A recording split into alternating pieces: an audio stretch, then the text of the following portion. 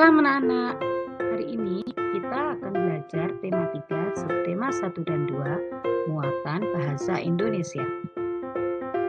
Perhatikan gambar berikut ini. Apakah yang sedang mereka lakukan? Ya, mereka sedang wawancara. Wawancara merupakan kegiatan tanya jawab yang dilakukan untuk memperoleh informasi secara rinci tentang suatu hal atau peristiwa. Tujuan wawancara yaitu untuk memperoleh informasi tentang suatu hal yang belum kita ketahui dan juga kita dapat memperluas pengetahuan. Dalam wawancara, terdapat orang yang mewawancarai yang disebut dengan pewawancara dan orang yang diwawancarai yang disebut dengan narasumber. Sebelum wawancara, tentukanlah topik untuk memfokuskan pertanyaan yang akan diajukan. 2. Buatlah daftar pertanyaan yang akan kamu ajukan. 3. Tentukan narasumber yang akan diwawancarai.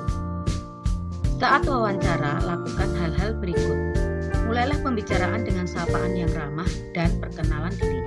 Ajukan pertanyaan dengan jelas dan menggunakan bahasa yang santun.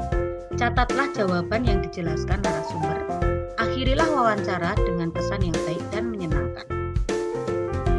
Saat wawancara sebaiknya memperhatikan pertanyaan menggunakan kalimat yang efektif.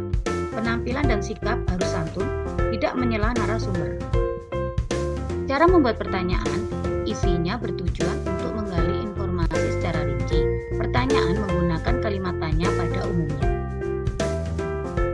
Kata tanya yang digunakan, apa, untuk menanyakan peristiwa yang terjadi, berapa, untuk menanyakan jumlah, siapa, untuk menanyakan orang, di mana, untuk menanyakan tempat kejadian.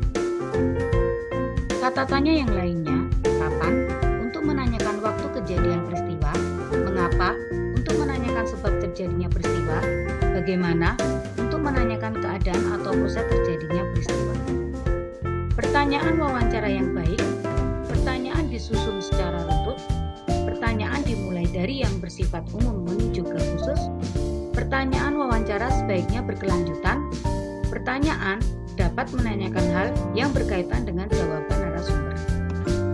Dalam menentukan narasumber harus memenuhi syarat sebagai berikut. Memiliki pengetahuan yang berkaitan dengan topik, memiliki keahlian yang berkaitan dengan topik, mengalami peristiwa yang berkaitan dengan topik. Selanjutnya, semua informasi kita catat dalam bentuk laporan hasil wawancara. Tujuannya untuk memudahkan orang lain mengetahui informasi penting yang telah kita peroleh. Sekian, terima kasih. Salam dan bahagia.